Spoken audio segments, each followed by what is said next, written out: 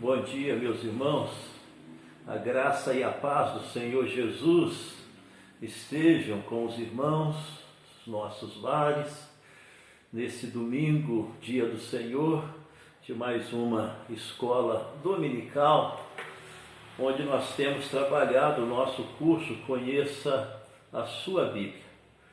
E nós já vimos os primeiros livros, conforme o Velho Testamento, no nosso objetivo de conhecermos melhor a ordem, fortalecermos, relembrarmos a ordem cronológica.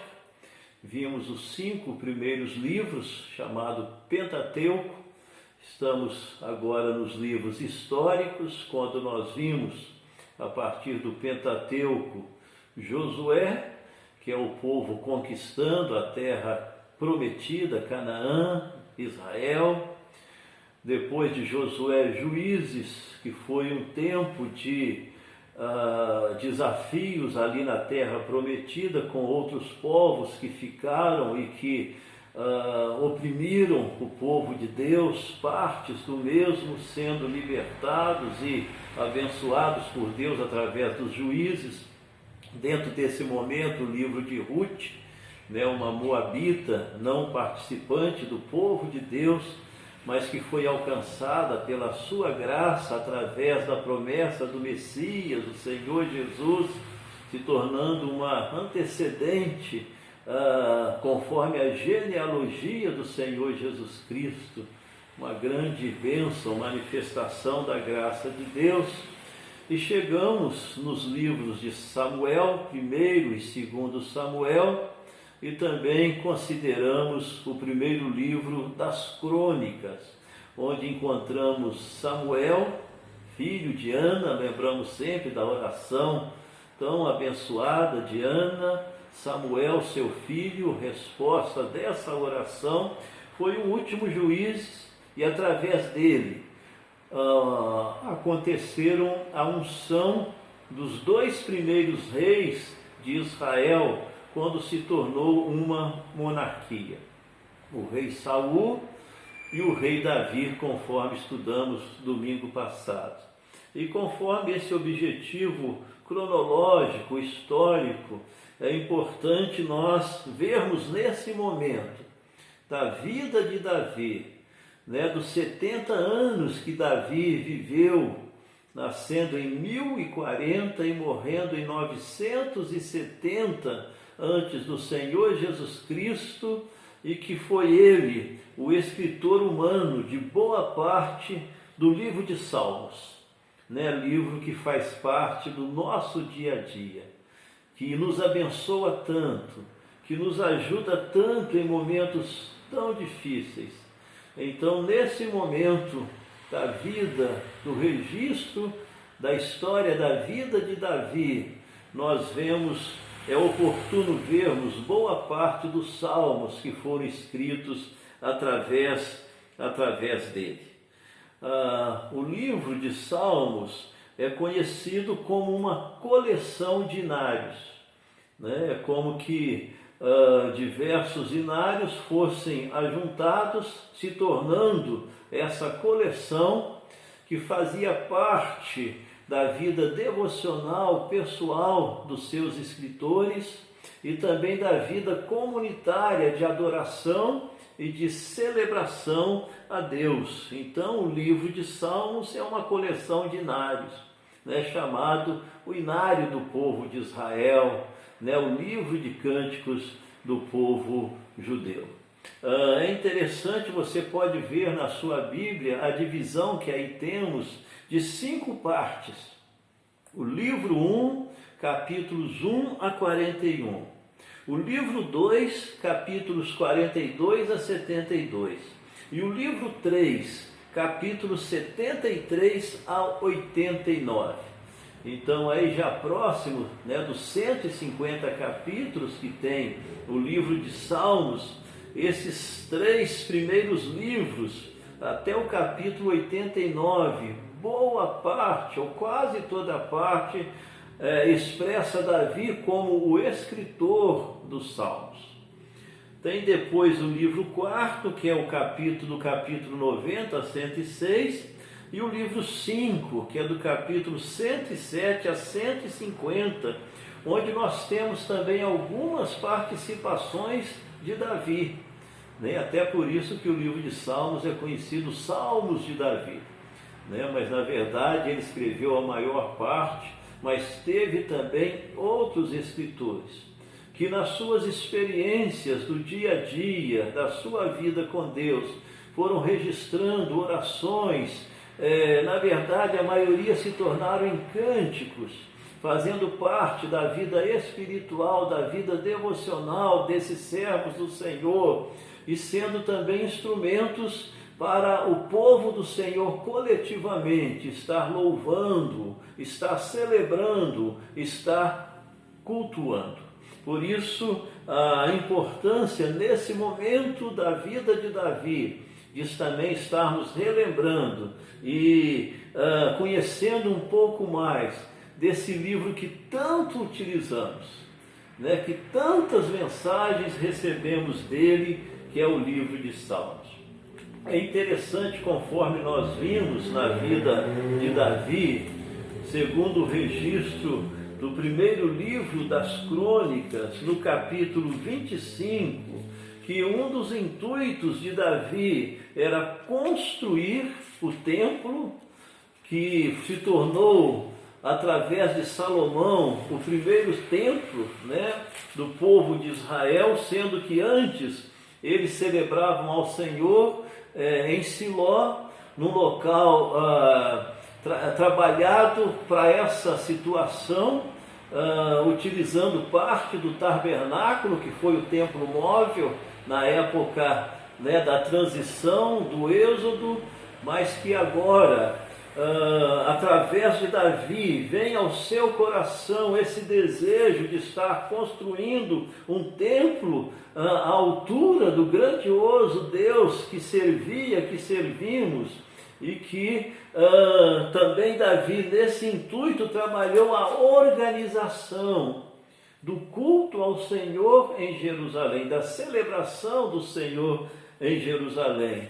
Assim nós lemos no capítulo 25 do primeiro livro das Crônicas, que vimos, que nos fala a respeito da vida, dos feitos de Davi. Primeiro das Crônicas 25, 1 e 2. Davi, juntamente com os chefes do serviço, separou para o ministério os filhos de Asaf, de Emã e de Jedutum, para profetizarem com harpas, alaúdes e símbolos. O rol dos encarregados neste ministério foi dos filhos de Asaf, Zacur, José, Netanias e Assarela, filhos de Asaf, sob a direção deste, que exercia o seu ministério debaixo das ordens do rei. Assim, meus queridos, nós vemos Davi organizando esse serviço de celebração, de culto, de adoração a Deus em Jerusalém, e através de Asaf e outros líderes e suas famílias, sendo levitas, os responsáveis pelo cuidado do local de adoração ao Senhor, e dentro do seu intuito de organizar e construir conforme o terceiro rei de Israel, seu filho, filho de Davi, construiu sob a direção, a orientação e as bênçãos do Senhor. É interessante, portanto, meus queridos, conforme o nosso objetivo, relembrarmos, né, que boa parte dos salmos foram então registrados através do tempo de vida de Davi, outros, a maioria, através de Salomão, e alguns autores esporádicos, conforme nós vamos estar lembrando no momento oportuno, mas hoje nós trazemos aí os capítulos 1 a 89 dos Salmos, onde a boa parte do mesmo foi registrada na figura, na participação humana pelo rei Davi, que faz parte da nossa vida, do nosso coração no dia a dia. No seu intuito de quê? De adoração ao Senhor, de celebração ao Senhor, no seu intuito de desenvolver a nossa vida espiritual, que tem a ver com a nossa comunhão com Deus, com o nosso conhecimento de Deus, com a nossa obediência à sua palavra, com a nossa busca sempre da sua presença. E diante das circunstâncias tão diversas e muitas vezes adversas que nos atingem nesta vida, registrando a providência, a intervenção, o poder e o grande amor de Deus para com as nossas vidas.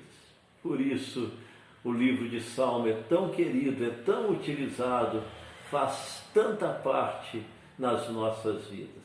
Gostaria de enfatizar duas questões próprias também do livro de Salmos, que nos ajuda a entendê-lo melhor dentro do aspecto do registro, dentro do aspecto da cultura, né? Dentro do aspecto da poesia hebraica, onde duas coisas podemos destacar. A primeira delas se resume na palavra paralelismo.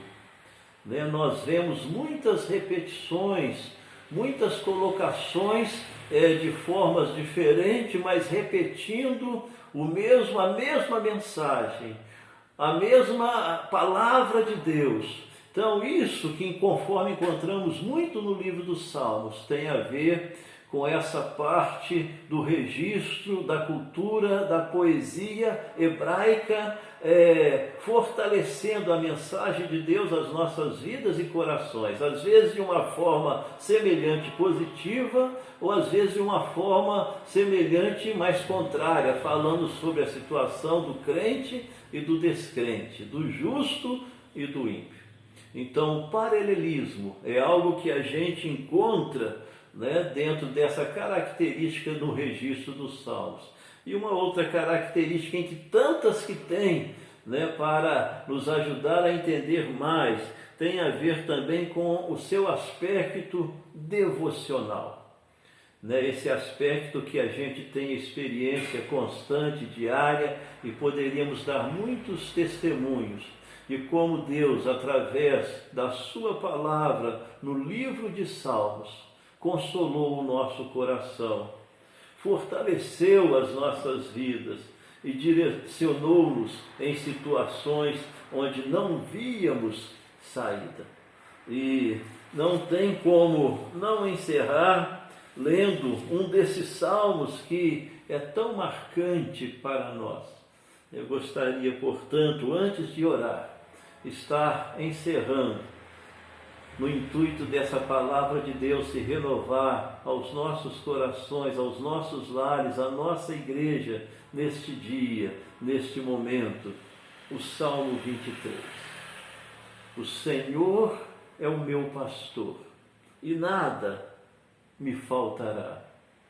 Ele me faz repousar em pastos verdejantes, leva-me para junto das águas de descanso, e refrigera a minha alma. É um dos registros maravilhosos, ou maravilhoso, da palavra de Deus, através deste livro de Salmos, que veio através da vida de Davi, do rei Davi, servo do Senhor, homem segundo o seu coração. Oremos. Obrigado, Senhor, nosso Deus, por mais este dia, dia do Senhor.